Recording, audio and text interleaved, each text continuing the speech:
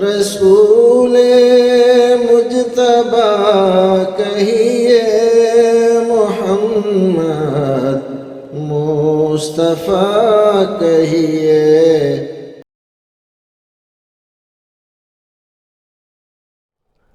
الحمدللہ رب العالمین والصلاة والسلام علی سید الانبیاء والمرسلین وعلی آلہ واصحابہ اجمعین ومن تبعہم بإحسان الی یوم الدین، اما بعد۔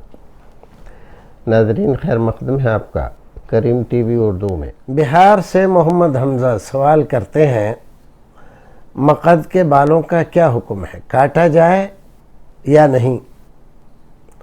تو مقد کے ارد گرد جو بال اگتے ہیں ان کو زائل کیا جائے، اگر کاٹنا ممکن ہو تو کاٹیے، کوئی دوا لگا کر ان کو وہاں سے ختم کرنا ممکن ہو تو آپ اس کو ختم کر دیجیے۔ جیسے بال صفا پاؤڈر آتے ہیں، کچھ کریمیں آتی ہیں تو آپ لگا سکتے ہیں، لیکن اس طرح کی کریموں کو پہلے جانچ لیا جائے۔ آپ کے لیے وہ کسی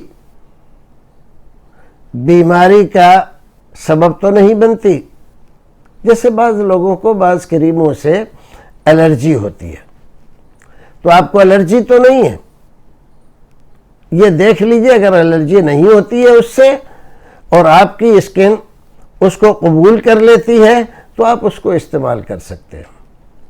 نہ استعمال کرنے سے، نہ کاٹنے سے، نہ صاف کرنے سے کئی طرح کی بیماریوں کا خطرہ رہتا ہے، کیونکہ وہاں پر ان بالوں سے چپکے ہوئے بہت سارے جراثیم پنپتے رہتے ہیں اور پھر وہ بڑی بیماری کا سبب بن جاتے ہیں۔